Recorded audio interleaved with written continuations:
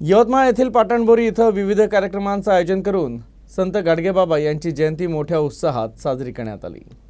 यात महिलांसह लहान मुलींनी सुद्धा भाग घेतला। त्यानंतर गावातील प्रमुख मार्गावरून दिंडी काढण्यात आली।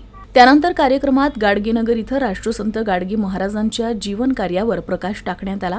यावेळी माजी आमदार राजू तोडसाम, यवतमाळ काँग्रेस महासचिव जितेंद्र उर्फ बाळू शिवाजीराव मेघे, महाराष्ट्र प्रदेश युवक काँग्रेस महासचिव श्रीनिवास नालमवार, माजी सभापती राजू गोंडरावार, भाजप शहर अध्यक्ष गजानन सिंगेवार, राष्ट्रीय अध्यक्ष विद्यार्थी कृती समिती यांनी भाग घेतला।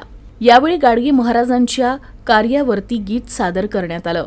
आज पाटणबोरी येथे सर्व भाषिक परेडधुबी सेवा मंडळाच्या वतीने संत गाडगे महाराज यांच्या जयंतीनिमित्त आज इथे कार्यक्रम आयोजित करण्यात आला आणि या कार्यक्रमामध्ये या पाटणबोरी परिसरातील सर्व समाजाच्या लोकांनी गावामध्ये मिरवणूक काढून गावातील लोकांना गाडगे महाराजांचे विचार त्यांच्यापर्यंत पोचवले आणि गाडगे महाराज या देशामध्ये असे संत होऊन गेले, त्यांनी आपल्या परिसराची साफसफाई नाही तर मनाची साफसफाई करायचं महत्त्व पटवून दिलं। समाजामध्ये जातीमध्ये जो भेदभाव आहे त्याच्या विरोधात बोलले, व्यसनमुक्तीवर त्यांचे विचार त्यांनी मांडले आणि समाजाला कसं सदृढ आणि ताकदवर बनवावं हे त्यांच्या विचाराच्या माध्यमातून त्यांनी अनेक विचार मांडलेले आहे। ते विचार आजही समाजाला एक दिशा देण्याचं काम करत आहे।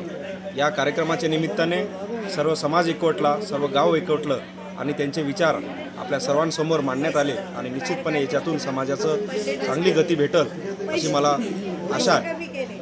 आज कर्मयोगी गाडगे महाराज यांची 148वी जयंती बोरी या ठिकाणी साजरी होत आहे। कर्मयोगी गाडगे महाराज यांच्या जयंतीनिमित्त समस्त महाराष्ट्रातील आणि खास करून बोरी येथील जनतेला मी खूप खूप शुभेच्छा देतो।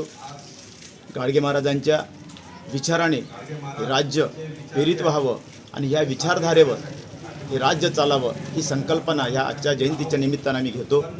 खऱ्या अर्थाने गाडगे महाराजांनी स्वच्छतेची मोहीम आणि अंध, अपंग, भुकेला, अशिक्षित, अज्ञानी या लोकांकरता काम केलं।